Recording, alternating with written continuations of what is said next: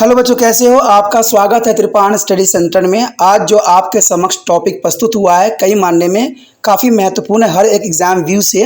ठीक है, इसमें हम हर एक बात पे विस्तारपूर्वक चर्चा करेंगे और वो सारे जो है पहलू पर विचार करेंगे जो अब तक अछूता था। तो चलिए देखते हैं हमारा आज टॉपिक क्या है।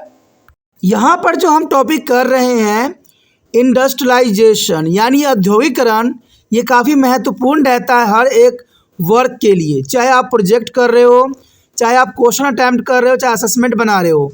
यहाँ पर देखा जाए तो त्रिपाण स्टडी सेंटर ने आपके लिए सभी चीज़ों का व्यवस्था यहीं पे कर दिया है। तो हर चीज़ जो है आपको यहाँ पर मिल जाएगा।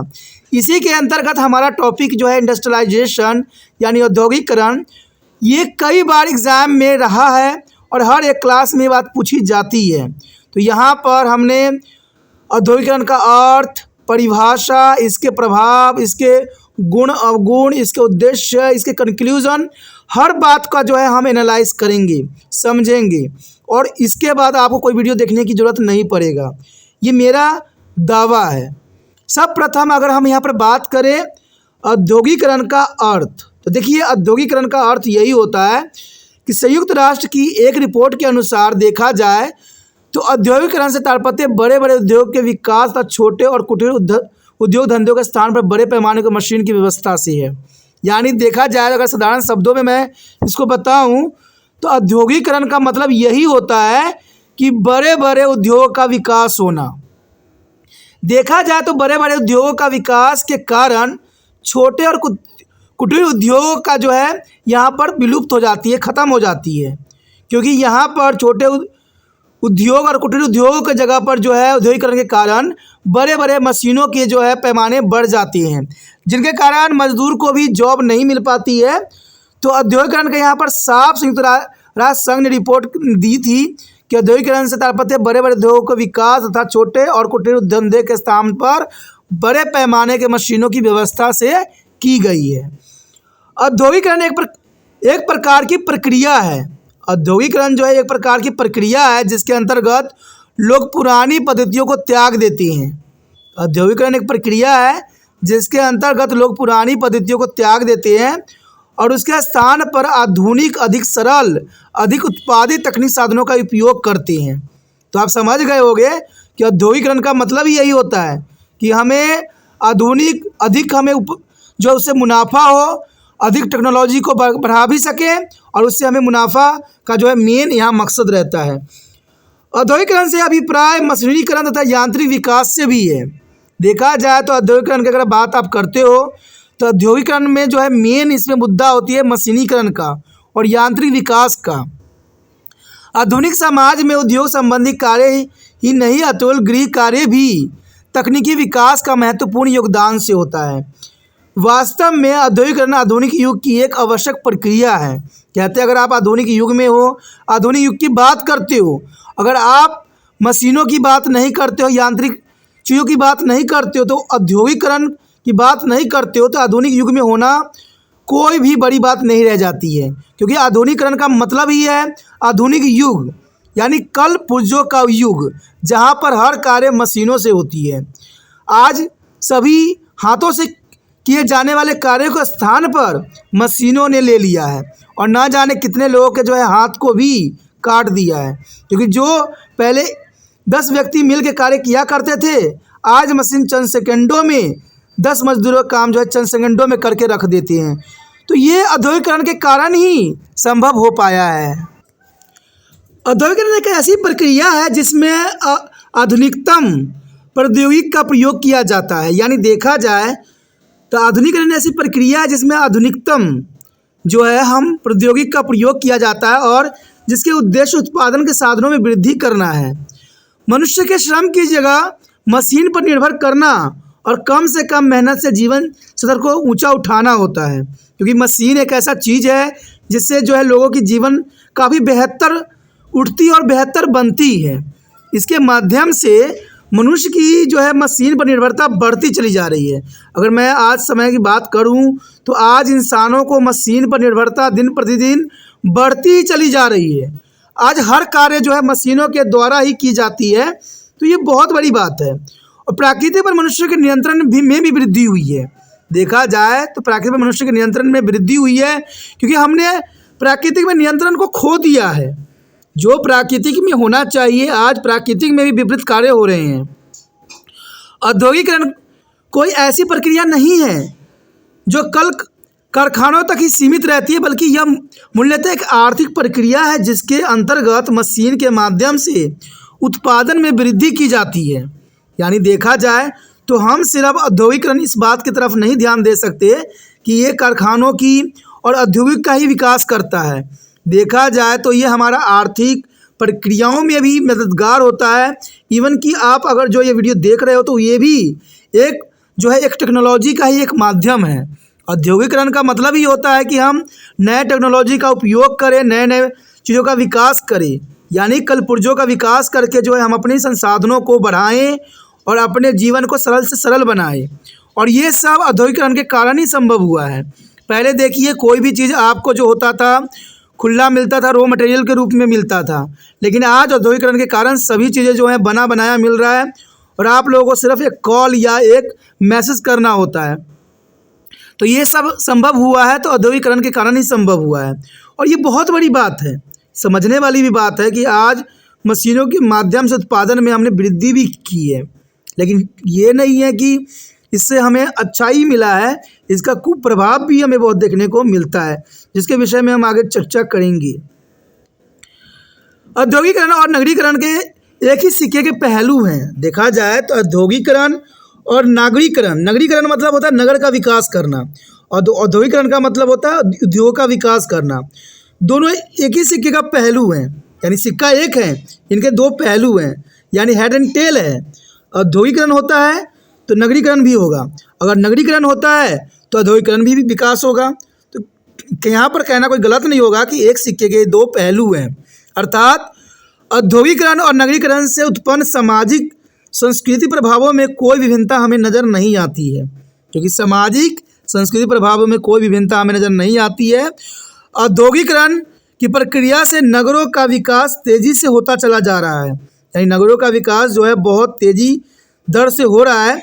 जिस स्थान पर औद्योगिकरण होता है वहाँ लोग रोजगार के लिए आने लगते हैं और जनसंख्या में बढ़ोतरी होने लगती है। तो ये तो बात सच्चाई है कि जहाँ पर उद्योग लगाई जाएगी वहाँ पर लोग जो है जॉब के तलाश में वहाँ जाएंगे और वहाँ पर एक नगर के विकास हो जाएगा। तो जहाँ पर उद्योग होगा वहाँ नगर का विकास होगा, और जहाँ नगर का विकास होगा वहाँ उद्योग का विकास होना कोई बड़ी बात नहीं है।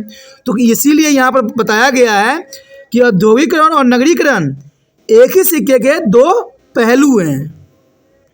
ये तो हमने अर्थों को बारे में अध्ययन किया। अब अगर हम इस औद्योगिकरण की परिभाषा की बात करें तो हमें अलग अलग विद्वानों के अंतर्गत हमें परिभाषा समझना पड़ेगा, क्योंकि एक विद्वान के से समझना हमारे लिए संभव नहीं रह जाएगा। कहते हैं अनेक विद्वानों ने औद्योगिकरण की परिभाषा करने का यत्न किया है, जिनमें से औद्योगिकरण की मुख्य परिभाषाएं यहाँ पर दिया गया है जो हम एनालाइज करने जा रहे हैं। देखा जाए तो औद्योगिकरण की परिभाषा काफ़ी महत्वपूर्ण रहता है। सर्वप्रथम अगर हम बात करें पी कांग चांग के अनुसार, तो इन्होंने साफ शब्दों में ये बात का जो है अनुसरण किया था कि औद्योगिकरण का अर्थ उस प्रक्रिया से है जिसके अंतर्गत उत्पादन कार्य में महत्वपूर्ण परिवर्तन होते रहते हैं। यानी देखा जाए तो औद्योगिकरण से अर्थ उस प्रक्रिया से होता है जिसके अंतर्गत उत्पादन कार्य में महत्वपूर्ण परिवर्तन होते रहते हैं। इनमें से आधारभूत परिवर्तन भी देखने को मिलता है जिनका संबंध किसी औद्योगिक उपक्रम के यांत्रिकरण, नवीन उद्योग के निर्माण, नए बाजार की स्थापना तथा किसी नवीन क्षेत्रों के विदोहन से भी हो सकता है। यानी देखा जाए तो नए बाजार की जो नवीन क्षेत्रों का विदोहन यानी उसको बर्बाद करना। देखा जाए तो मैं आपको यहाँ पर बता दूँ कि जैसे अंग्रेज़ भारत में आए थे, ब्रिटिश भारत में आए थे, तो इन्होंने अपना औद्योगिकरण किया था यहाँ पर। तो यहाँ पर छोटे उद्योग का, कुटीर उद्योग का जो है समापन हो गया, ख़त्म हो गया, क्योंकि जर्नल सी बात है, औद्योगिकरण आई है तो दूसरे उद्योग का जो है नष्ट होना एक स्वाभाविक बात बन जाती है। तो यही बात जो है यहाँ पर पी कांग चांग कहना चाहते हैं। यह एक तरह के पूंजी के गहन यानी डीपिंग्स और व्यापक वीडिंग्स बना देने की विधि है। यानी देखा जाए तो गहन और व्यापक बनाने की ये सबसे महत्वपूर्ण विधि है कि एक की जो है सृजन होगा तो एक का जो है विनाश होना स्वाभाविक बनाती है। तो यहाँ पर काफ़ी महत्वपूर्ण पी कांग जोंग के अनुसार यहाँ पर बात बताई गई। आगे देखते हैं किस विद्वानों ने क्या विचारधारा रखी है। आगे देखें तो आगे जो हमारे यामे के अनुसार, यामे ने भी अपनी महत्वपूर्ण विचारधारा रखा था औद्योगिकरण के अंतर्गत, और उनका साफ विचार था कि विस्तृत अर्थों में औद्योगिकरण आर्थिक विकास तथा रहन सहन के स्तर में सुधार की कुंजी मानी जाती है। चलिए ये बात काफ़ी हद तक सही भी है, क्योंकि देखा जाए किसी भी क्षेत्र में औद्योगिकरण होता है तो सबसे प्रथम जो होती है आर्थिक विकास होती है, और लोगों के रहन सहन के स्तर में जो है काफ़ी बदलाव देखने को मिलता है। प्रचलित विचारधारा के अनुसार निर्माण उद्योग के रूप में औद्योगिकरण को आर्थिक स्थिरता लाने एवं निर्धनता को दूर करने की संजीवनी माना जाता गया है। तो ये भी बात गलत नहीं है। देखा जाए तो जिस क्षेत्र में औद्योगिकरण होता है वहाँ बड़े बड़े फैक्ट्रियाँ लगाई जाती है और बहुत से गरीब निर्धन लोगों को जो है रोजगार मिल जाती है। तो देखा जाए तो औद्योगिकरण, यामे ने साफ कहा था कि औद्योगिकरण लगाने से क्या होता है, स्थिरता आती है समाज में और निर्धन को दूर करने की ये संजीवनी के रूप में देखा जा सकता है। तो यामे ने यहाँ पर बहुत ही महत्वपूर्ण बात का जो है अनुसरण करवाया है कि लोग जहाँ पर औद्योगिकरण होता है वहाँ पर आर्थिक विकास तो होती है, प्लस रहन सहन में भी लोगों की काफ़ी बदलाव देखने को मिलता है और गरीब लोगों को बहुत सारे काम मिल जाते हैं, जिसके कारण उनका जीवन यापन चलाना संभव हो पाता है। तो यामे ने बहुत काफ़ी महत्वपूर्ण यहाँ पर औद्योगिकरण के अंतर्गत अपनी डेफिनेशन दी थी। अगर हम नेहरू जी की बात करें तो नेहरू जी ने भी अपने शब्दों में उन्होंने काफ़ी महत्वपूर्ण बात की तरफ इशारा किया है। उन्होंने बताया था कि सभी राष्ट्र जिस देवता की आराधना करते हैं वो देवता है औद्योगिकरण। यानी देखा जाए तो अमेरिका देखिए, अमेरिका औद्योगिकरण के कारण ही आज पावरफुल बना हुआ है। देखा जाए तो हर एक देश, इंग्लैंड ने भी भारत को कोलिजम इसलिए बनाया क्योंकि वो औद्योगिकरण करना चाहता था, भारत से व्यापार और अपने सामानों को खपत करना चाहता था। तो देखा जाए तो नेहरू जी ने भी यहाँ बहुत काफ़ी महत्वपूर्ण बात बताई है कि सभी राष्ट्र जिस देवता की आराधना करते हैं वह देवता है औद्योगिकरण, और वह देवता है मशीन, वह देवता है विशाल उत्पादन, प्राकृतिक शक्ति एवं संसाधनों को अधिक लाभप्रद उपयोग का। तो ये बात सही है। कहते हैं आज मशीनों का युग है, आज हर लोग जो है मशीन से दूर नहीं है, प्रत्येक व्यक्ति किसी न किसी रूप से मशीनों पर आश्रित है। तो नेहरू जी ने यहाँ पर जो है मशीनों को देवता का रूप देना कोई गलत भी नहीं होगा, क्योंकि सारा दुनिया जो है औद्योगिकरण को ही पूजता है, औद्योगिकरण को लेके ही चलता है। कहते हैं जिस देश में साम्यवादी थी उन्होंने पूंजीवादी में अपने आप को कन्वर्ट कर लिया। तो ये काफ़ी महत्वपूर्ण बात है। आगे जो हमारे समक्ष आया है मेमोरियल के अनुसार, इन्होंने भी काफ़ी महत्वपूर्ण अपनी विचारधारा रखी थी औद्योगिकरण एक प्रक्रिया के अंतर्गत, और इनका विचार था जिसके अंतर्गत उत्पादन कार्य से संबंधित अनेक परिवर्तन होते रहते हैं। यानी उत्पादन कार्य से संबंधित अनेक परिवर्तन होते रहते हैं। इसके अंतर्गत वे मौलिक परिवर्तन आते हैं जिसके अंतर्गत किसी भी व्यावसायिक साहस का यांत्रिकरण और नवीन उद्योग की स्थापना होती है, नए बाजार की खोज एवं किसी नए क्षेत्र का शोषण होता है। ये बात काफ़ी हद तक इन्होंने सही बोली है। मेमोरियल्स के अनुसार उन्होंने साफ शब्दों में ये बात बोली है कि नए बाजार की तो खोज होती है, लेकिन नए क्षेत्र का शोषण भी होता है। देखिए जैसे भारत में अंग्रेज़ों ने भारत की खोज की और भारत में व्यापार करने की कोशिश की, लेकिन यहाँ के औद्योगिकरण के देखा जाए तो शोषण भी किया गया। अपना उद्योग तो इन्होंने लगाया, लेकिन भारत के उद्योग का इन्होंने शोषण किया।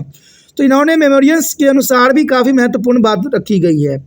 अगर इस बात को हम संक्षेप में देखें तो औद्योगिकरण एक साधन है जिसके द्वारा पूंजी का निरंतर विकास किया जाता है।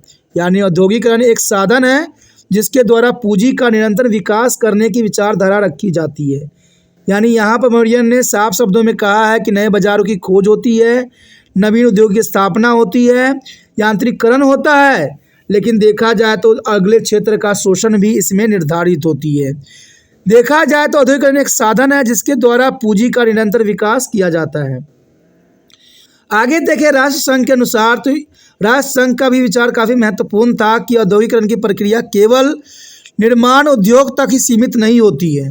यानी औद्योगिकरण की प्रक्रिया केवल निर्माण उद्योग तक ही सीमित नहीं होती है, अतुल इसके द्वारा किसी भी देश की संपूर्ण आर्थिक संरचना परिवर्तन की जा सकती है। तो ये भी काफ़ी महत्वपूर्ण है। यहाँ पर राष्ट्र संघ ने अपनी विचारधारा रखी थी कि औद्योगिकरण की प्रक्रिया केवल निर्माण उद्योग तक ही सीमित नहीं है।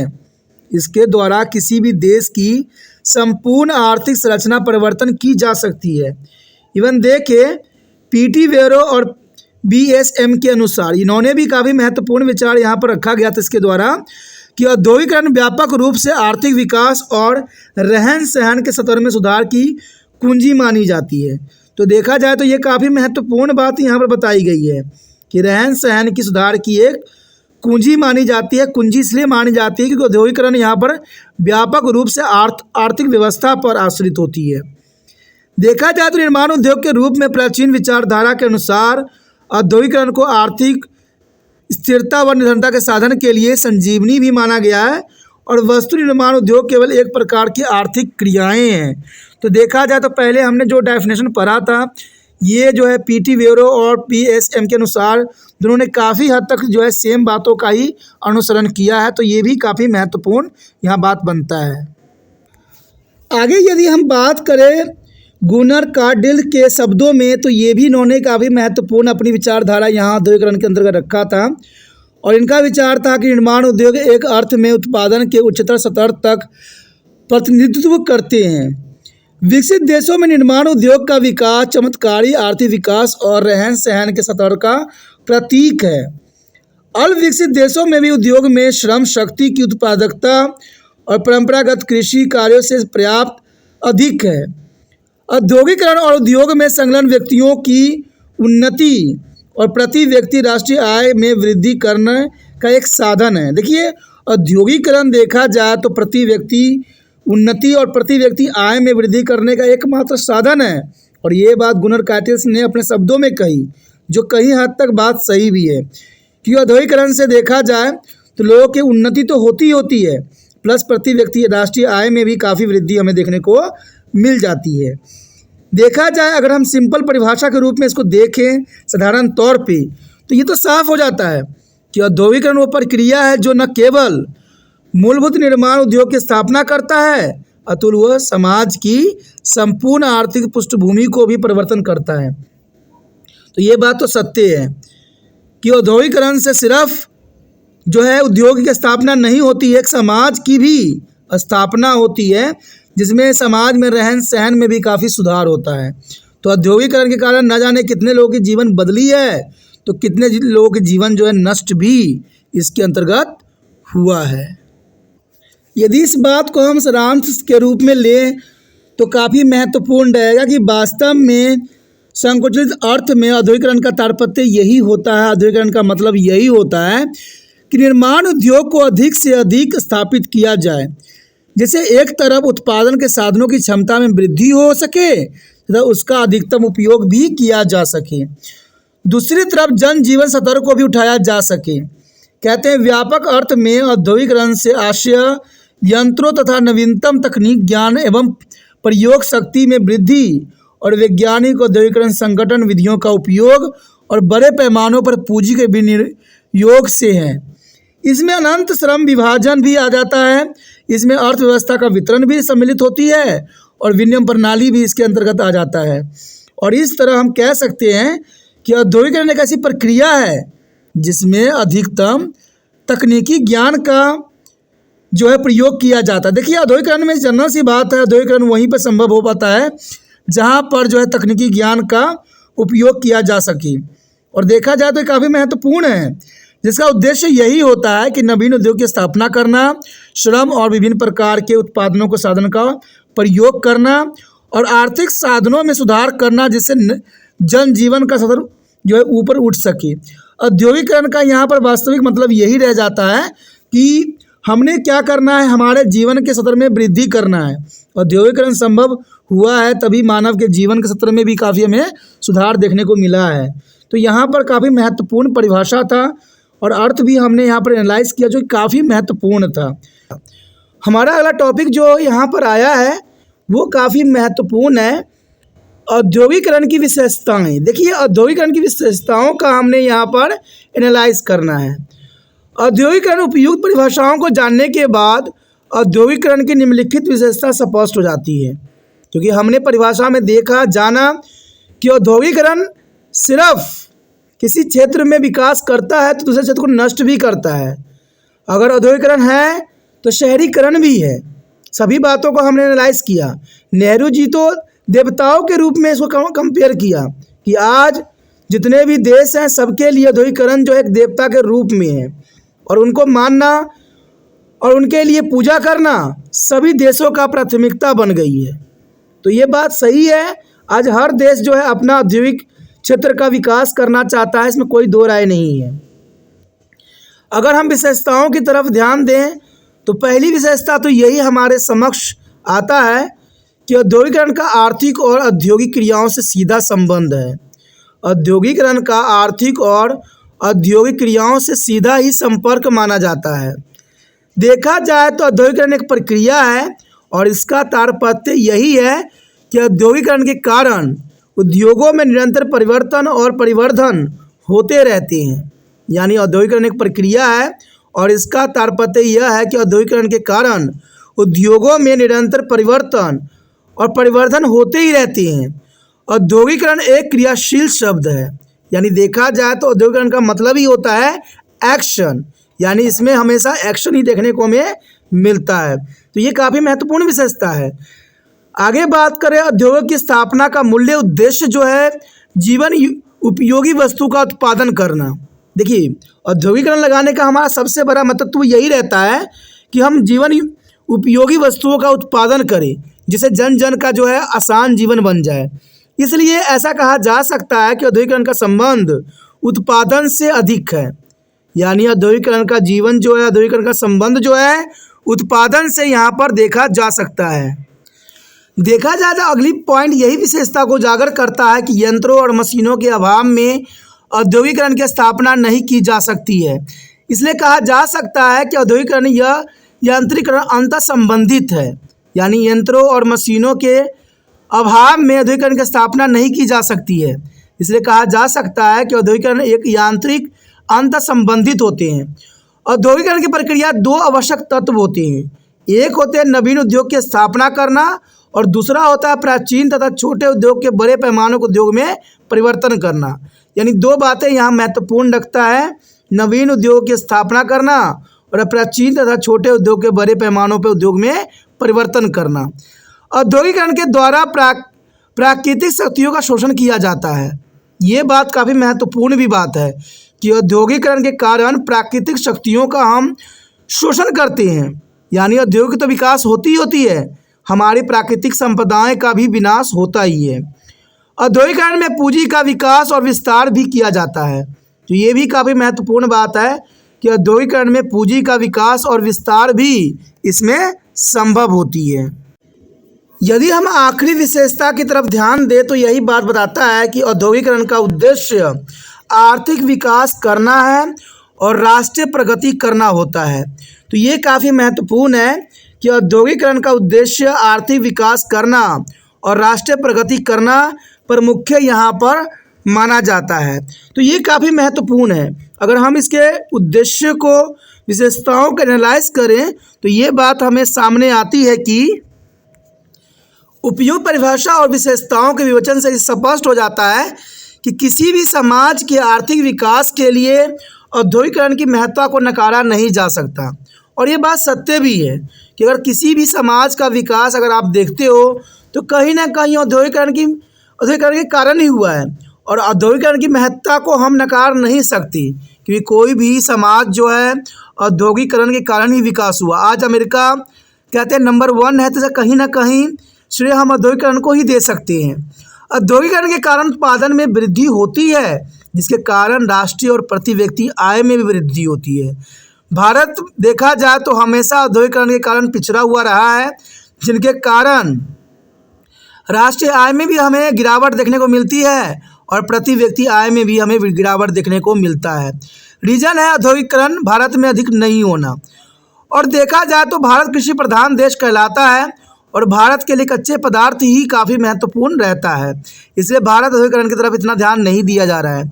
लेकिन कुछ सालों में भारत सरकार ने औद्योगिकरण के प्रति अपनी जो है प्रेम को दिखाया है और कई क्षेत्रों में जो है औद्योगिकरण करने की कोशिश भी किया है। औद्योगिकरण के कारण जहां एक और आयात निर्यात से संतुलन बनता है, वहीं पर दूसरी ओर इसके कारण कुछ लोगों के अतिरिक्त रोजगार सुलभ भी हो पाता है और सामाजिक जनजीवन का स्तर ऊंचा उठता जाता है।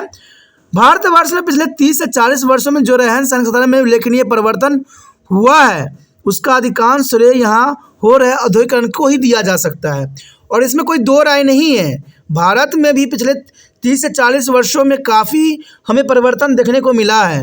हम जो कि मोबाइल और कहते हैं इंटरनेट से हम दूर थे, आज हमारे लिए 30 सालों के अंतर्गत इन सभी का जो है उत्पादन बढ़ा है और हम औद्योगिकरण की उस चरम सीमा पर पहुंचते जा रहे हैं।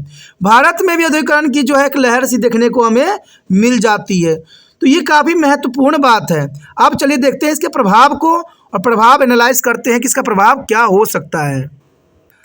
अब हमारे समक्ष जो आया है औद्योगिकरण के प्रभाव, कहते हैं आधुनिक युग विज्ञान का युग माना गया है। जो आधुनिक युग है, जिसमें युग में हम रह रहे हैं, ये युग जो है विज्ञानों का युग है। हर बातों को जो है वैज्ञानिक कसौटी पे ही खड़ा करके देखा जाता है और वैज्ञानिक मापदंडों पर ही उसका एनालाइज किया जाता है। औद्योगिकरण की प्रक्रिया उसी की देन है। कहते हैं आज अगर आप किसी भी क्षेत्र में चले जाओ तो आपको वैज्ञानिक प्रमाण देने पड़ते हैं और ये देखा जाए तो औद्योगिकरण उसी का ही एक देन है। और भारत में औद्योगिकरण ने सामाजिक और आर्थिक दोनों ही पक्षों को काफ़ी प्रभावित किया है।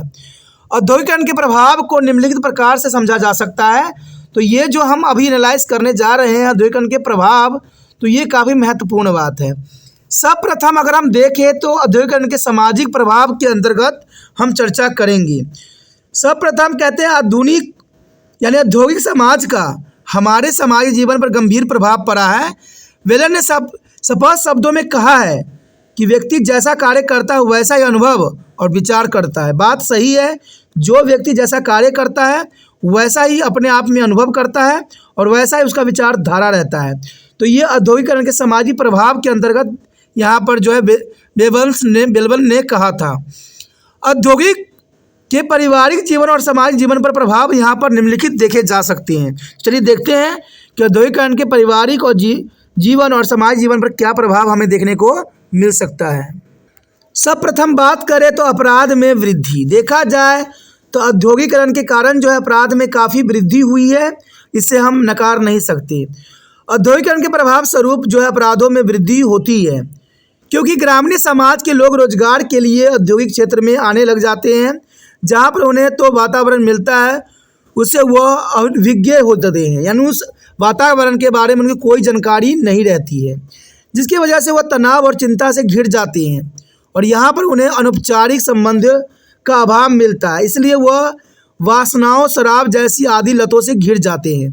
और ये आम देखने को मिला है कि जो लोग गांव के क्षेत्र से शहरी क्षेत्र में आते हैं उनको यहाँ के माहौल बिल्कुल ही अलग दिखता है और अपने जीवन यापन वो सही तरह से कर नहीं सकते हैं, जिनके कारण वो गलत रास्तों पर चलने लग जाते हैं और अपराध वृत्तियों में सम्मिलित हो जाते हैं। क्योंकि देखा जाए तो औद्योगिकरण के जो चकाचौंध नगरीकरण में जब जाते हैं तो वहाँ की बातें उनको जल्दी समझ में नहीं आता है, जिनके कारण ये अपराधी वृत्ति के हो जाते हैं। उसके पश्चात है आधुनिकीकरण में वृद्धि, यानी आधुनिकीकरण में वृद्धि। तो इसका साफ अर्थ यही मिलता है कि आधुनिकीकरण से आधुनिकीकरण में वृद्धि होती है, यानी औद्योगिकरण से आधुनिकीकरण में वृद्धि होती है, क्योंकि औद्योगिकरण में उत्पादन में नई तकनीक का उपयोग, नया बाजार, यातायात के साधन आदि जो है आधुनिकीकरण की पृष्ठभूमि तैयार करते हैं। तो जनरल सी बात है, औद्योगिकरण के लिए जो है पृष्ठभूमि तैयार यहाँ पर करता है तो वह तकनीक का प्रयोग, नए बाजार, यातायात के साधन आदि जो होते हैं काफ़ी महत्वपूर्ण होते हैं। उसके पश्चात देखिए स्त्रियों की स्थिति में परिवर्तन। कहते हैं नगरीकरण की तरह यह औद्योगिकरण से भी स्त्रियों की जो है स्थिति में काफ़ी परिवर्तन देखने को मिलता है। औद्योगिकरण में स्त्रियों को शिक्षा, रोजगार के समान अवसर प्रदान किए गए हैं, जिसमें स्त्रियों सामाजिक और आर्थिक क्षेत्रों में आत्मनिर्भर हो रही है। यानी देखा जाए तो स्त्रियों के जीवन में भी काफ़ी बदलाव हमें औद्योगिकरण के कारण ही देखने को मिला है। आज बहुत से औरतें जो है कामकाजी हो गए हैं और बहुत से औद्योगिकरण के कारण उनको जॉब भी मिली है। तो ये कहीं ना कहीं जो है स्त्रियों की स्थिति में परिवर्तन का काफ़ी महत्वपूर्ण एक सूत्र के रूप में देखा जा सकता है। उसके पश्चात देखिए जाति व्यवस्था में स्थिरता, यानी औद्योगिकरण के कारण विभिन्न व्यवसायों में एक साथ काम करने के कारण जातिगत दूरियां कम हुई है। जो पहले छुआछूत के भेदभाव थी, आज औद्योगिकरण के कारण जो है छुआछूत की भेदभाव आज दूर हुआ है। उद्योगों में सभी जातियों के व्यक्ति एक साथ मिलकर कार्य करते हैं और यहाँ पर उनमें जातिगत भावनाओं का भी अभाव पाया जाता है। विविध व्यवसायों के विकास के साथ होटल, यातायात के साधनों का विकास, शिक्षा के दर में वृद्धि आदि ऐसे कारण से जिनमें जाति प्रथा में शिथिलता आ जाती है। तो ये काफ़ी महत्वपूर्ण बात यहाँ पर दर्शाया गया है कि जाति व्यवस्था में भी शिथिलता आ जाती है, क्योंकि इसमें आपको पता ही होगा कि लोग जो हैं औद्योगिकरण के कारण एक जगह पर कार्य करते हैं, एक जगह पर बैठते हैं, एक जगह पर रहते हैं, खाते पीते हैं। और देखा जाए तो विभिन्न व्यवसायों के विकास के साथ होटल का भी, यातायात के साधनों का विकास भी, शिक्षा के दर में वृद्धि आदि कारण ऐसे कारण हैं जिसमें जाति प्रथा में भी काफ़ी बदलाव देखने को मिला है। तो ये सब कहीं ना कहीं देखा जाए तो औद्योगिकरण के कारण ही संभव हुआ है। उसके पश्चात देखें संयुक्त परिवार का विघटन। ये बात काफ़ी दुखदायक है कि संयुक्त परिवार का विघटन भी औद्योगिकरण के कारण ही हुआ। औद्योगिकरण के प्रभाव से संयुक्त परिवार का विघटन हो रहा है। लोग रोजगार की तलाश में औद्योगिक क्षेत्र में जा रहे हैं, जिससे नगरों का विकास हो रहा है। तो देखा जाए हमारे समक्ष जो अगला पॉइंट आया है काफ़ी महत्वपूर्ण है, संयुक्त परिवार का विघटन। तो ये कहीं ना कहीं काफ़ी महत्वपूर्ण बात आ जाता है, संयुक्त परिवार का विघटन। देखा जाए तो औद्योगिकरण के प्रभाव से संयुक्त परिवार का विघटन हो रहा है। लोग रोजगार की तलाश में औद्योगिक क्षेत्र में आ रहे हैं, जिससे नगरों का विकास हो रहा है। फलस्वरूप संयुक्त परिवार का एकल परिवार में परिवर्तन हो रहा है। तो इसमें कोई दो राय नहीं है। जैसे जाति व्यवस्था में शिथिलता आई है, देखा जाए तो जाति व्यवस्था में काफ़ी शिथिलता इसलिए आई है क्योंकि आज औद्योगिकरण के कारण सभी जाति के लोग, सभी धर्मों के लोग एक साथ मिल के कार्य करते हैं, जिसके कारण उनमें रहन सहन, खान पान, हर तरह की जो है संबंध बनते हैं, जिनके कारण जाति व्यवस्था में काफ़ी शिथिलता आती है। और देखा जाए तो ये भी काफ़ी महत्वपूर्ण बात है कि विविध व्यवसाय का विकास के कारण होटल, यातायात के साधनों में विकास, शिक्षा दर में वृद्धि आदि देखा जाए तो जाति प्रथा शिथिलता के कारण ही हुआ है।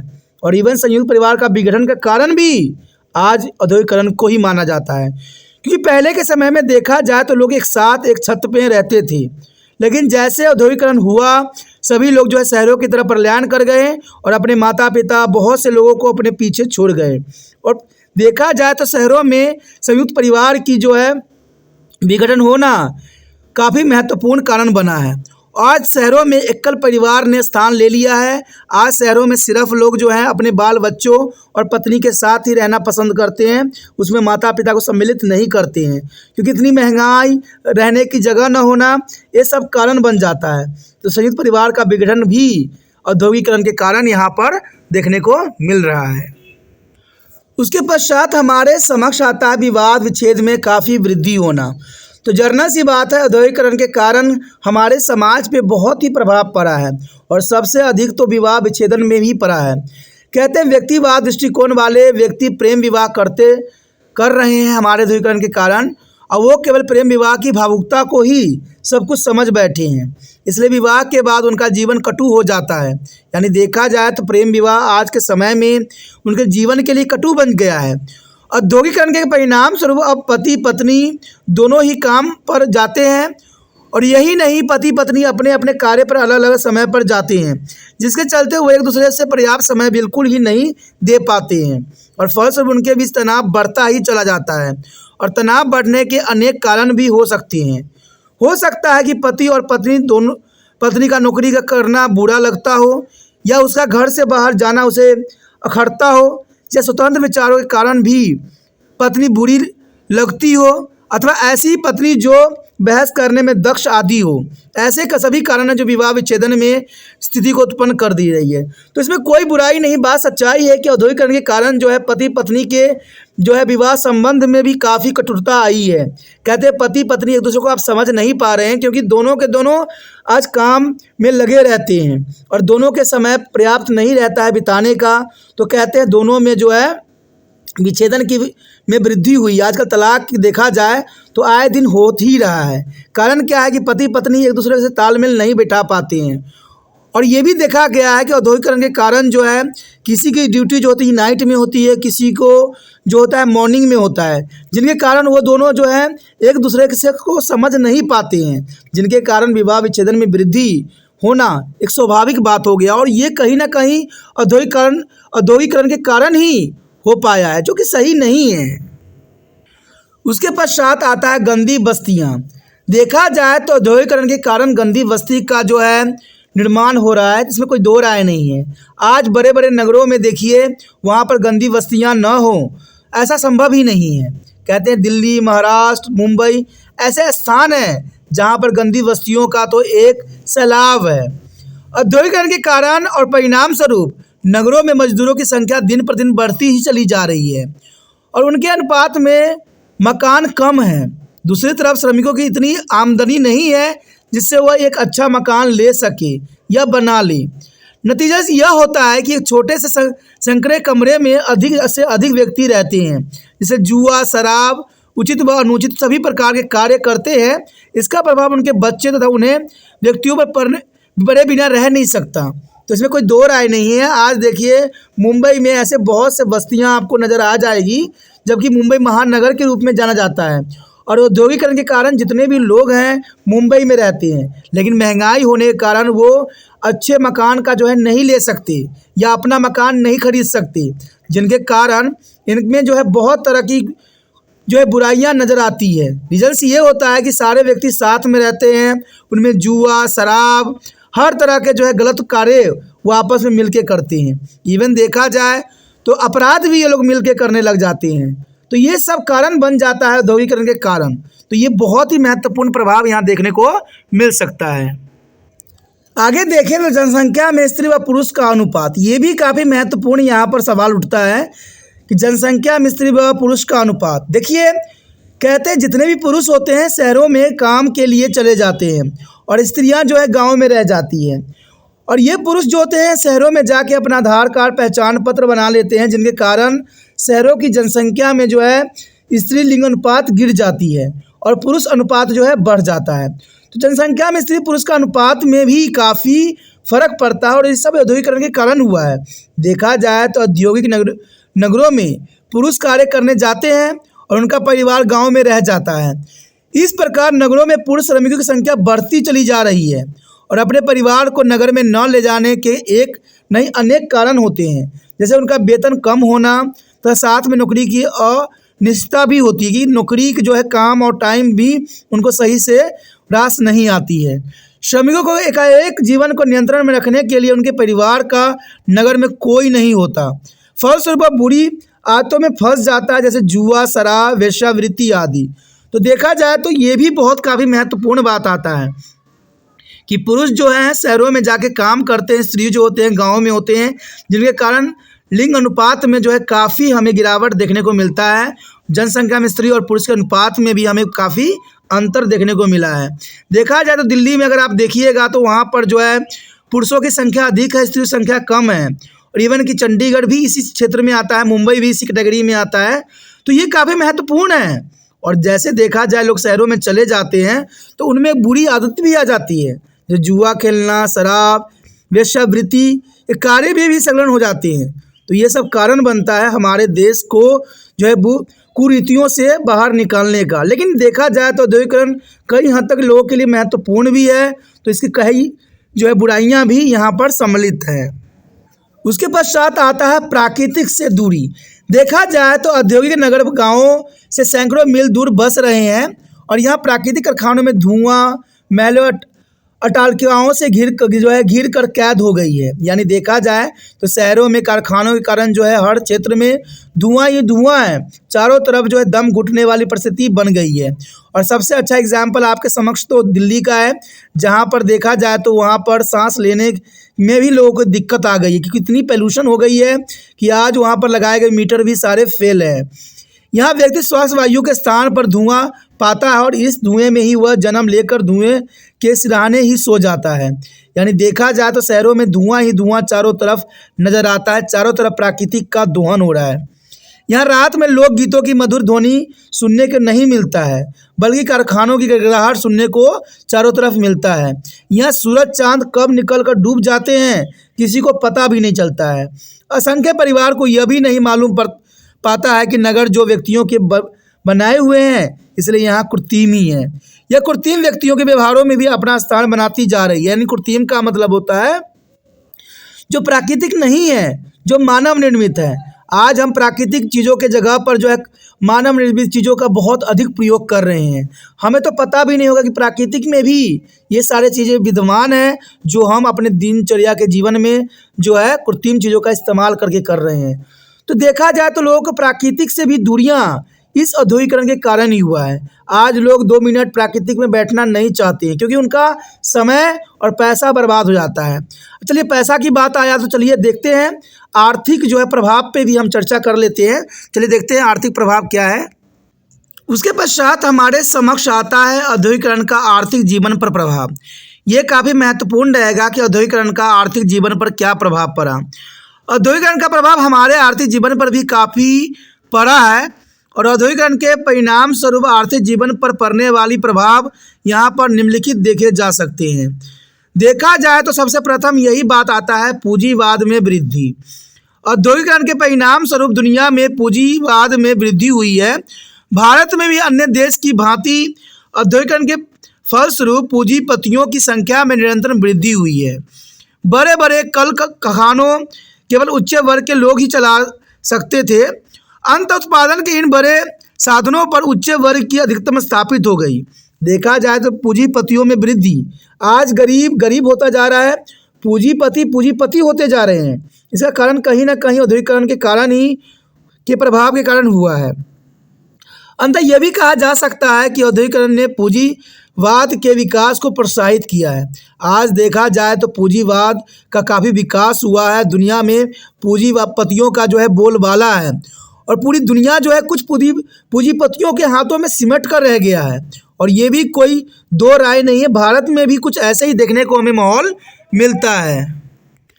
उसके पश्चात आता है हमारे समक्ष श्रम विभाजन और विशेषीकरण। ये भी काफ़ी महत्वपूर्ण आर्थिक प्रभाव है। ग्रामीण उद्योग में एक ही व्यक्ति सभी कार्य को करता था, परंतु अब औद्योगिकरण के कारण श्रम विभाजन जो अवश्यभावी हो गया है। यानी आज जो है श्रम विभाजन हर एक व्यक्तियों में विभाजित हो गया है क्योंकि श्रम विभाजन के बिना विशाल पैमानों पर उत्पादन संभव नहीं है। एक ही कार्य लंबे समय तक करने से तथा विशेष कार्य को रोकने के लिए विशेष योग्यता की आवश्यकता होती है। अंततः विशेषीकरण का भी जन्म हुआ है। तो इसमें कोई दो राय नहीं है। एक ही कार्य लंबे समय तक करने से तथा विशेष कार्य को करने के लिए विशेष योग्यता की आवश्यकता होती है। अंततः विशेषीकरण का भी जन्म यहाँ पर हमें देखने को मिलता है। उसके पश्चात अगली पॉइंट की तरफ हम अगर रुख करें तो बेरोजगारी में वृद्धि। देखा जाए तो बेरोजगारी की बढ़ती हुई समस्या भी औद्योगिकरण की देन है।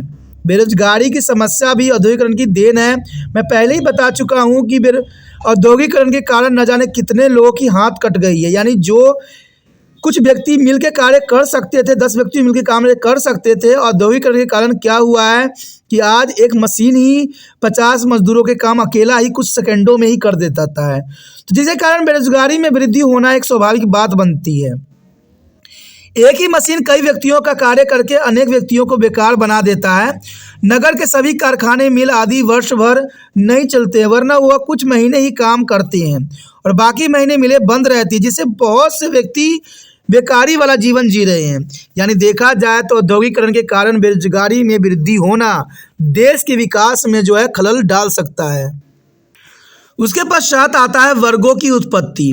औद्योगिक समाज में एक वर्ग वह है जो व्यापार में पूंजी लगाता है, अर्थात मिल फैक्ट्री का मालिक, और दूसरा वर्ग वह है जो अपना श्रम बेचकर अपनी जीविका अर्जित करता है, अर्थात श्रमिक वर्ग।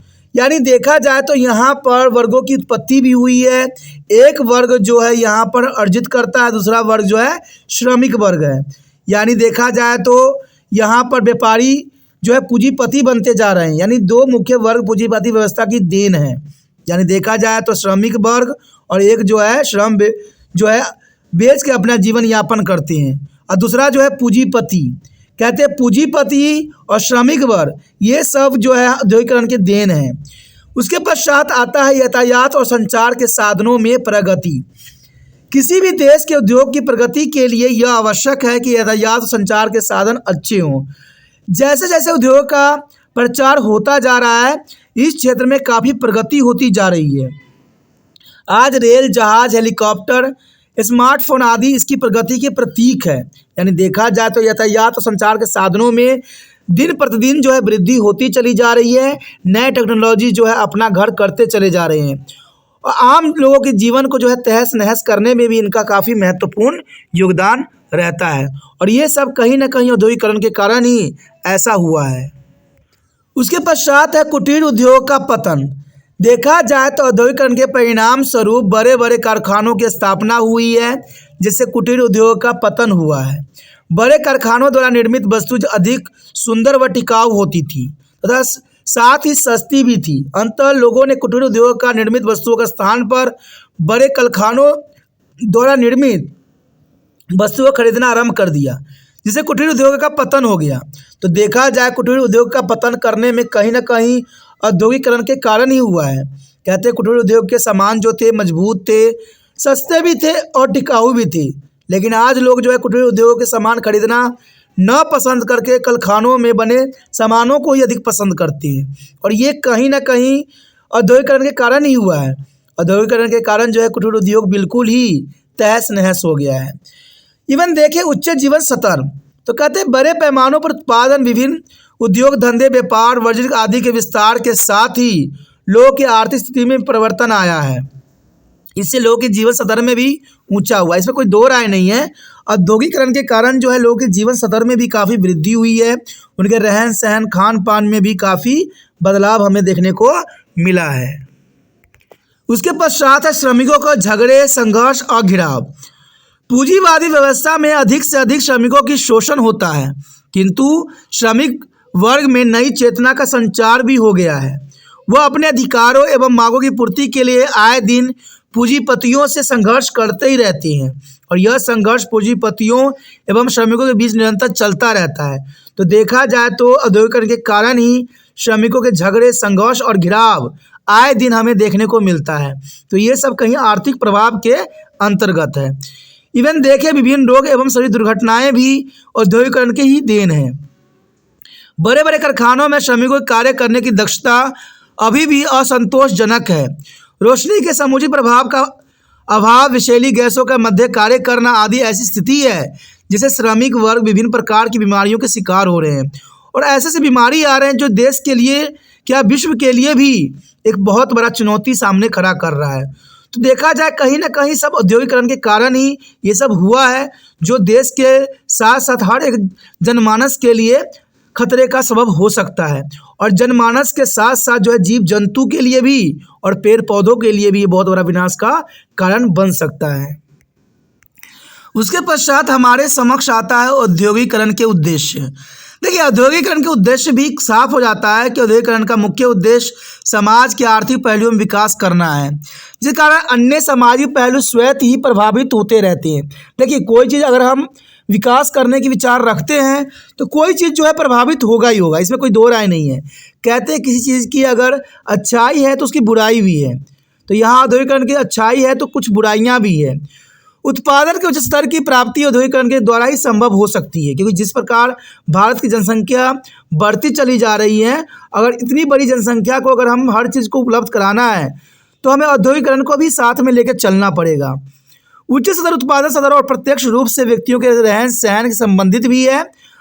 अति संक्षेप में औद्योगिकरण का उद्देश्य निम्नलिखित रूप में यहाँ व्यक्त किया गया है, जिसको आप पढ़ के समझ सकते हो कि समाज के उन लोगों को रोजगार प्रदान करना जो अभी इच्छुक होते हुए भी रोजगार में नहीं लगे हुए हैं।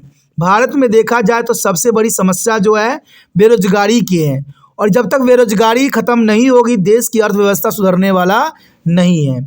इवन देखें तो उत्पादन वृद्धि करना, जिससे राष्ट्रीय आय और प्रति व्यक्ति आय में भी वृद्धि हो सके। भारत की जो प्रति व्यक्ति आय है बहुत ही चिंता का विषय है और इसमें जो है हम औद्योगिकरण के कारण ही विकसित कर सकते हैं। उसके पश्चात देखें जनजीवन के रहन सहन के स्तर को ऊंचा उठाना। ये भी काफ़ी महत्वपूर्ण बात है कि जनजीवन के रहन सहन के स्तर को ऊंचा उठाना भी औद्योगिकरण का सबसे प्रमुख लक्ष्य है, उद्देश्य है। उसके पश्चात देखें तो समाज के दरिद्रता, गरीबी और अंधविश्वास को दूर करना भी कई हद तक बहुत ज़रूरी है और ये सब औद्योगिकरण के कारण ही संभव हो सकता है। आज भी हमारे समाज में दरिद्रता, गरीबी और अंधविश्वास ने अपनी जो है घर कर लिया है, और इसको दूर किए बिना जो है हम अपने आप को जो है प्रगतिशील या विकसित राष्ट्र में नहीं विकसित हो सकते हैं। कहते हैं विदेशी विनिमय की व्यवस्था जिससे निर्यात में स्थिरता बनी रहे, यानी देखा जाए तो आयात निर्यात विदेशों से करना भी महत्वपूर्ण है, और ये तब संभव होगा जब हम औद्योगिकरण को प्राप्त करेंगे। यानी देखा जाए तो औद्योगिकरण कई मायने महत्वपूर्ण भी है और ज़रूरी भी है, और समय की ये मांग भी है। अब देखिए इन सब बातों को जो है कैसे, कुछ कमियां हैं उनको हम कैसे दूर कर सकते हैं, तो इसी बात पे हम आगे एनालाइज करेंगे। आगे देखें तो हमारे समक्ष आया है औद्योगिकरण के दुष्परिणामों को रोकने का उपाय। देखिए ये काफ़ी महत्वपूर्ण टॉपिक रहेगा कि औद्योगिकरण के दुष्परिणामों को हम कैसे रोक सकते हैं, कि रोकना ही सबसे महत्वपूर्ण यहाँ पर बात बनता है, क्योंकि औद्योगिकरण आज के समाज की एक महत्वपूर्ण अंग है। अगर हम औद्योगिकरण को ख़त्म कर दे, समाप्त कर दे, तो हमारा जनजीवन नहीं चल सकता, क्योंकि इतनी बड़ी जनसंख्या को जो है हर चीज़ उपलब्ध कराना औद्योगिकरण के कारण ही संभव हो सकता है। इसलिए हम औद्योगिकरण के जो है कुछ दुष्प्रभावों को जो है हम रोकने का उपाय सोच सकते हैं। देखा जाए तो सर्वप्रथम लोगों के स्वास्थ्य मनोरंजन की व्यवस्था की जाए, ताकि वो मद्यपान और वेश्यावृत्ति जैसे बुरे व्यवसायों से बचे रहें। तो ये पहला पॉइंट यहाँ पर बहुत ही महत्वपूर्ण बात की तरफ इशारा किया है कि ऐसे जो है मनोरंजन हम उपलब्ध कराएं, जिससे हम जो है देश में हो रहे वेश्यावृत्ति और मद्यपान को जो है बुरे व्यवसायों से बचे रहें। देखा जाए तो मद्यपान, अगर देखा जाए शराब की बातें, तो ये सरकार पे डिपेंड करता है, क्योंकि सरकार ही इसको प्रोत्साहित करती है। लेकिन वेश्यावृत्ति जो होती है लोगों की अपनी सोच होती है, और इसके जो है बड़े लोग जो होते हैं इसमें संलग्न होते हैं, तो उनको जो है कड़ाई से पालन करने से ही वेश्यावृत्ति जो है हमारे समाज से हट सकती है। इवन देखा जाए तो बेरोजगारी को रोकने के लिए लघु और कुटीर उद्योग समुचित प्रोत्साहित दिया जाए। कहते हैं भारत पहले लघु और कुटीर उद्योगों पर चलाई जाती थी, आज भी हमें लघु उद्योग और कुटीर उद्योगों की ज़रूरत है। औद्योगिकरण के साथ साथ जो है लघु उद्योग और कुटीर उद्योग का प्रोत्साहन करना देश की प्रगति करने के बराबर है। इसलिए सरकार को लघु उद्योग कुटीर उद्योग को जो है प्रोत्साहित करके ही हम इस दुष्परिणामों को जो है रोका जा सकता है। इवन देखें तो श्रमिकों के बच्चों को पढ़ाने हेतु शिक्षा की उचित व्यवस्था भी की जाए। लेकिन देखा जाए तो बड़े बड़े शहरों में आजकल को जो नीतियां बदल रही है, इसमें श्रमिक के बच्चे शिक्षित नहीं हो रहे हैं। कारण क्या है? सरकार की कुछ नीतियां हैं जो कि देश को बर्बाद करने में लगा हुआ है। आपने देखा ही होगा कि यहाँ पर जो मुफ्त शिक्षा दी जाती है, जो बड़े स्कूलों में बच्चों को मुफ्त एडमिशन करवाए जाते हैं, उसमें जो रूल रेगुलेशन बदली गई है वो देश के लिए और भविष्य के लिए दोनों ही सरकार की तरफ से गलत उठाया गया कदम है। क्योंकि इसके अंतर्गत सिर्फ वो 1 किलोमीटर के दायरे में वाले बच्चों को लेते हैं, तो कहते हैं मजदूर के बच्चे तो कहते हैं झुग्गी झोपड़ियों में रहते हैं। बड़े बड़े स्कूलों के सामने अगर उनका झोपड़ी होगा तो वो कैसे संभव हो पाएगा। लेकिन सरकार ने तो यही प्रावधान कर दिया है कि सिर्फ 1 किलोमीटर के दायरे में जो बच्चे हैं EW कैटेगरी में आते हैं उनको लिया जाए, लेकिन 1 किलोमीटर के दूर ही गरीब बसते हैं। तो सरकार की ये नीति बहुत ही पेचीदा है और देश कल्याण के लिए तो हो ही नहीं सकता। ये देश की बर्बादी का एक सबसे बड़ा जो है सरकार का फैसला है, जिसको सरकार को बदलना चाहिए, सोचना चाहिए और एनालाइज करने की आवश्यकता है। देखा जाए तो आगे हम करें उद्योग का विकेंद्रीकरण किया जाए। जितना हो सके उद्योग को विकेंद्रीकरण किया जाना जरूरी है, यानी इसको सेंट्रल के साथ लगाना जरूरी है। सभी बड़े कारखानों को केवल एक ही स्थान पर न स्थापित किया जाए, अतुल उन्हें ग्रामीण क्षेत्र में भी लगाया जाए। ऐसे ग्रामीण क्षेत्रों में यातायात एवं संचार की बेहतर सुविधाएं उपलब्ध कराई जाए, जिससे ग्रामीणों के शहरों की तरफ पलायन को रोका जा सके। ये भी काफ़ी महत्वपूर्ण पॉइंट है। आज गांव से लोग इसीलिए शहर की तरफ पलायन कर रहे हैं क्योंकि गांव में उनको हर चीज़ सुविधाएं नहीं मिल पा रही है, इसलिए वो शहरों की तरफ जो है पागलों की तरह भाग रहे हैं कि यहाँ पर कुछ भी नहीं है। अगर सरकार गाँव में उद्योग का विकास कर दे तो ये लोग जो है गाँव से शहरों की तरफ विकास नहीं जाएंगे, पलायन नहीं करेंगे, जिससे शहरों में भी स्थिति सही बनी रहेगी और गाँव में भी स्थिति सही बनी रहेगी। तो सरकार को यहाँ पर सही कदम उठाने की आवश्यकता है। अगली पॉइंट की तरफ अगर बात करें, नगरों का विकास योजना वृद्धि तरीकों से किया जाए, यानी नगरों का विकास जो हो रहा है उसको सिस्टमैटिक किया जाए और नगरों के सटे हुए गांव जो हैं, पिंड हैं, उनमें शहरीकरण ना किया जाए, क्योंकि इससे जो है जोत का ज़मीन ख़त्म हो जाता है, जिससे जो जनसंख्या का जो भार बढ़ रही है उनको जो है अन्य जो है प्रोवाइड्स नहीं किया जा सकता। तो नगरों का विकास योजनाबद्ध तरीकों से किया जाए जिससे जो हमारे देश पे अधिक प्रभाव न पड़े। औद्योगिकरण के कारण उत्पन्न निवास की समस्या से निपटने हेतु आवास की समुचित व्यवस्था किया जाए। मलिन बस्तियों की सफाई कर उनकी समुचित विकास किया जाए। लेकिन ये काफ़ी महत्व रखेगा कि जो बस्तियां हैं जो बन चुकी है उनको सफाई और साफ सुथरे बनाए जाएं जिससे वहां पर बीमारियां न फैल सकें। श्रमिकों को सामाजिक एवं आर्थिक सुरक्षा प्रदान किया जाए और उनके कार्य की दशाएं निर्धारित भी किया जाए। तो ये सारी महत्वपूर्ण बात है यहाँ पर। यानी देखा जाए तो औद्योगिकरण, अगर निष्कर्ष के रूप में देखें हम तो औद्योगिकरण काफ़ी महत्वपूर्ण है और आज की समाज की ज़रूरत है। लेकिन कहते हैं ज़रूरतों के बीच में हमने अपने आप को भी सुरक्षित रखना है, पर्यावरण को भी सुरक्षित रखना है, जीव जंतु को भी सुरक्षित रखना है। क्योंकि हम औद्योगिकरण के कारण कहीं ये ना भूल जाएं कि प्राकृतिक हमारे लिए कुछ भी नहीं है। आज सबसे अधिक नुकसान औद्योगिकरण के कारण हो रहा है तो वो प्राकृतिक का हो रहा है, प्राकृतिक में रह रहे जीव जंतु का हो रहा है, क्योंकि उनका आश्रय छीना जा रहा है, उनका जो है आए दिन वो तकलीफ़ों से गुजर रहे हैं। और शायद ये बात भारत सरकार भी नहीं समझती और विश्व की सरकार भी नहीं समझ पा रही है। और इनको समझना है कि हम तभी हम हैं जब जीव जंतु है, हमारा अस्तित्व तभी है जब ये पेड़ पौधे हैं। देखा जाए तो यहाँ पर औद्योगिकरण हर क्षेत्र में बहुत ही काफ़ी महत्वपूर्ण है, लेकिन महत्वपूर्ण तब बनती है जबकि लोगों का और सरकार का साथ रहे। कहते हैं हमें औद्योगिकरण के जो आड़ में जो है हर चीज़ों को भूलना नहीं चाहिए, हर बातों को समक्ष रखना चाहिए। सरकार को कदम उठाना चाहिए कि जो गांव है उसमें औद्योगिकरण का विकास किया जाए, उद्योग का विकास किया जाए और जो लोग पलायन कर रहे हैं उनको रोका जाए। पलायन करते हुए लोगों को अगर रोक दिया जाए तो इससे ये होगा कि शहर में इसका दबाव कम पड़ेगा और शहर में दबाव कम पड़ेगा तो गाँव का भी विकास होगा और शहर का भी विकास होगा। इससे हमारा भारत देश एक विकसित बन जाएगा। तो ये सब काफ़ी महत्वपूर्ण बात है। दोस्तों इसी के साथ हमारा ये टॉपिक जो है ख़त्म हो जाता है, जो काफ़ी महत्वपूर्ण था। आगे का टॉपिक और भी महत्वपूर्ण आपके लिए बनेगा, जिसमें हम और भी टॉपिक पे जो महत्वपूर्ण होगा उसमें विचार करेंगे, उसको एनालाइज करेंगे। तो आप बने रहे तिरपान स्टडी सेंटर के साथ और जितना हो सके इस वीडियो को शेयर कीजिए, क्योंकि तिरपान स्टडी सेंटर एक ही बात आपसे समक्ष रखता है कि शेयर कीजिए, हर एक बच्चों तक इस वीडियो को पहुँचाइए जिससे वो भी इस वीडियो को देख सके, समझ सके, एनालाइज कर सके। क्योंकि तिरपान स्टडी सेंटर का वीडियो सिर्फ शिक्षा के लिए ही नहीं है, आपको एक अच्छा नागरिक बनाने के साथ साथ देश की सेवा के लिए भी महत्वपूर्ण बनता है, क्योंकि यहाँ पर हर बातों को समझाया जाता है। कहते हैं बच्चों को सिर्फ किताबी बातें समझ नहीं होनी चाहिए, हमारे जीवन के हर एक पहलू को समझना जरूरी है। और ये सब तिरपान स्टडी सेंटर पे ही उपलब्ध है और कहीं उपलब्ध नहीं है। और इसीलिए आप जितना हो सके इस वीडियो को शेयर कीजिए, शेयर कीजिएगा। जिन बच्चों का टॉपिक भी नहीं होगा वो भी बहुत बातें यहाँ से समझ सकते हैं और ये काफ़ी महत्वपूर्ण रहता है। तो सोचिए नहीं, शेयर कीजिए। पहली बार मेरे चैनल पे आए हो, पहली बार वीडियो देख रहे हो, समझ में आ रहा है, अच्छा लग रहा है और चाहते हो कि और भी वीडियो आपको इसी प्रकार प्राप्त होता रहे और समझते रहो, तो जर्नल सी बात है दोस्तों, चैनल को सब्सक्राइब कर लीजिए। सब्सक्राइब कीजिएगा तभी जो है आने वाला वीडियो का नोटिफिकेशन मिलेगा। और आपको पता ही होगा कि तिरपान स्टडी सेंटर 8th क्लास से लेकर MA तक के बच्चों के लिए एक महत्वपूर्ण प्लेटफॉर्म तैयार किया हुआ है। तो ये आपके लिए ही है, इसे सब्सक्राइब कीजिए और तिरपान से जुड़ जाइए। सोचिए नहीं, अभी सब्सक्राइब कीजिए।